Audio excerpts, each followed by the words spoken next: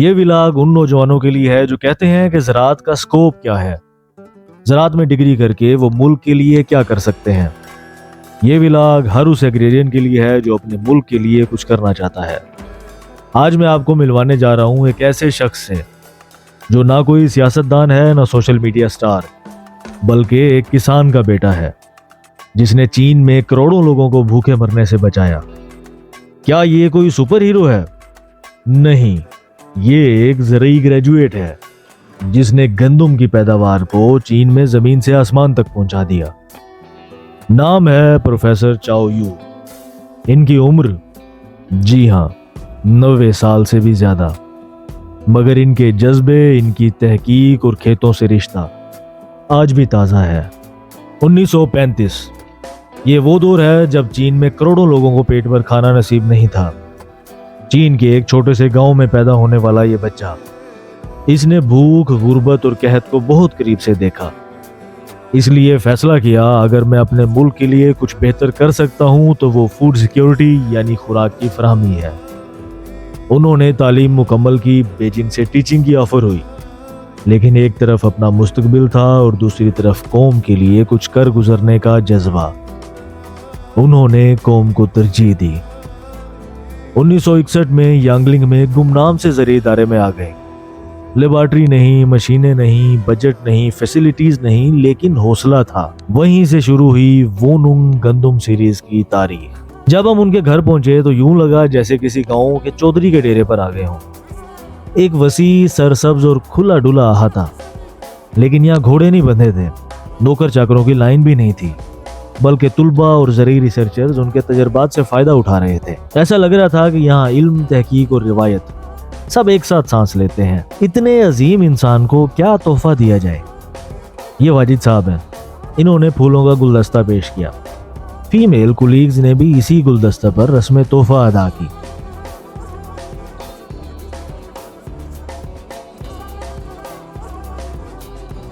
Timur صاحب پٹھان ہیں تو انہوں نے کڑک چائے کا تحفہ دیا۔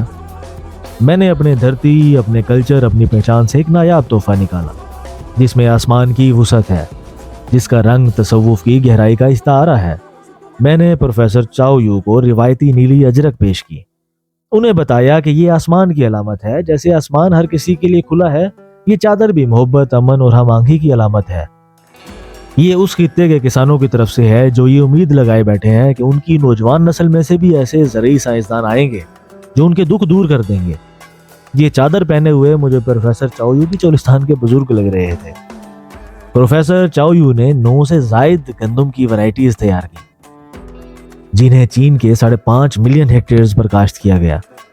اندازہ کریں ان کی گندم نے چین کے کسانوں کو اربوں یوان کی مدد دی، یعنی جسے اپنی زمین سے عشق تھا اس نے اپنے علم کے ذریعے اس زمین کو خوشحال کر دیا۔ میں نے کسان کی ویڈیو دیکھی۔ لی سوئی تنگ کہتا ہے جب سے چاؤ یو کی گندم لگائی ہے ہماری قسمت ہی بدل کر رہ گئی ہے۔ یہی اصل کامیابی ہے۔ کوئی ایوارڈ نہیں، عہدہ نہیں، واہ واہ نہیں، بلکہ کسانوں کی دعا۔ 1996 میں وہ ریٹائر ہوئے، مگر لیبارٹری نہیں چھوڑی۔ ریٹائرمنٹ کے بعد مزید 5 اقسام تیار کی۔ شاید یہ ریسرچ کی طاقت ہے یا کچھ کر گزرنے کا جذبہ جو آج بھی انہیں اتنا ایکٹیو رکھے ہوئے ہے۔ آج بھی نوجوان سائنسدانوں کو سکھا رہے ہیں کہ زراعت کی ڈگری اپنی جگہ، لیکن سائنس جب زمین سے جڑ جائے تبھی زرعی انقلاب لایا جا سکتا ہے۔ چاؤ یو کی آنکھیں نم تھیں لیکن آواز مضبوط۔ میرے بعد اگر میرا کوئی طالب علم فوڈ سیکیورٹی میں اپنا کردار ادا کر سکے تو میری زندگی کامیاب ہو گئی۔ یہاں مہمان نوازی کا تقاضا تربوز سے پورا کیا جا رہا ہے۔ تربوز کے بعد ہمیں لے جایا گیا فارم کی طرف جہاں بابا چاؤ یو نے اپنی زندگی کے 60 سال بوئے تھے۔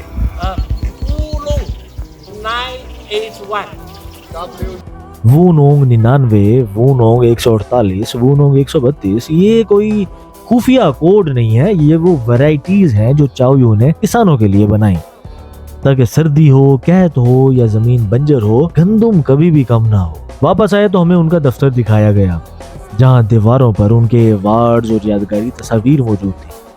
ہمارے نوجوانوں نے ان کے ساتھ فوٹوز بنائیں، انہوں نے ہمیں اپنی کتابیں گفٹ کی، ہر کتاب پر محبت سے آٹوگراف بھی دیا۔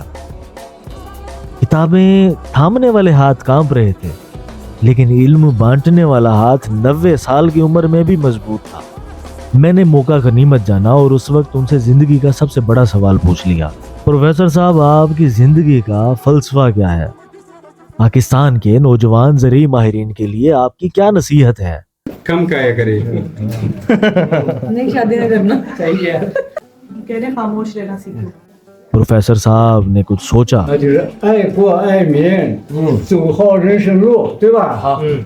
Please responsible for your country, for your people, and work hard in your life. اپنے وطن کے ساتھ مخلص رہو، ہمیشہ بہتری کے لیے کوشش کرتے رہو، بس اتنا سا جملہ۔ یہ اتنا سا جملہ ہے لیکن پوری زندگی کا نچوڑ ہے۔ Please consider China as your home. Professor نے کہا آپ چین کو اپنا دوسرا گھر سمجھیں۔ ہم نے کہا وہ تفریح نہیں کرنا ورنہ ہم نے واپس ہی نہیں جانا، دل ہو یا نہ ہو واپس تو جانا پڑتا ہے۔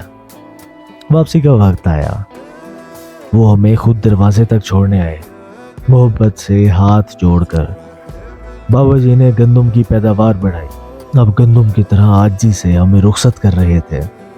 یہ صرف ایک ولاگ نہیں، یہ صرف ایک وزٹ نہیں، یہ ایک پیغام ہے ہر اس نوجوان کے لیے جو یہ سوال کرتا ہے کہ زراعت میں کیا رکھا ہے۔ اگر ایک زرعی سائنسدان ایک گاؤں سے نکل کر کروڑوں زندگیاں بچا سکتا ہے تو ہم کیوں نہیں؟ چاؤ یو نے فوڈ سیکیورٹی کے بیج بوئے تھے اور ہم صرف پیپرز پبلش کرتے ہیں۔ انہوں نے فصلیں اگائیں اور ہم صرف امپیکٹ فیکٹرز گنتے ہیں۔ کیا ہم پاکستان میں چاؤ یو جیسے سائنسدان پیدا نہیں کر سکتے؟ یا ہم ہیروز پیدا کرنا ہی بھول گئے ہیں؟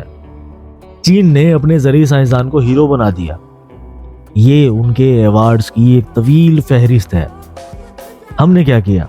ہم نے اپنے قابل ترین زرعی گریجویٹس کو یا تو لیکچرر بنا دیا، فارن کنٹریز جانے پر مجبور کر دیا، یا نوکریوں اور گریڈز کے چکر میں الجھا دیا۔ ہمیں سیکھنا ہے کہ ہیرو وہ ہوتا ہے جو علم کو زمین سے جوڑ دے، جو کھیت کے لیے جیے، کسانوں کے لیے سوچے اور قوم کے لیے اگائے۔ آج جب پاکستان کو فوڈ سیکیورٹی، ماحولیاتی چیلنجز اور موسمیاتی تبدیلی جیسے مسائل کا سامنا ہے، سب سے بڑی ضرورت یہ ہے کہ عملی ریسرچ کی جائے، فیلڈ میں موجود رہا جائے اور وینری سائنسدان پیدا کیے جائیں۔ ولاگ کے اختتام پر آپ سے کچھ سوالات ہیں۔ کیا پاکستان کا کوئی زرعی نوجوان ایسا خواب دیکھے گا؟ کیا ہم پاکستان میں چاؤ یو پیدا کرنے کے لیے تیار ہیں؟ کیا ہم وہ انوائرمنٹ دے رہے ہیں؟ کیا ہم اپنی اجرک، اپنی دھرتی، اپنی ریسرچ کسی کسان کے نام کر سکتے ہیں؟ کیا ہم امپیکٹ فیکٹر سے نکل کر حقیقی ریسرچ کی طرف آ سکتے ہیں؟ میں ہوں سعد الرحمان سعدی، آپ کے جوابات کا منتظر۔ ملتے ہیں اگلے ولاگ میں زراعت کی بات کے ساتھ۔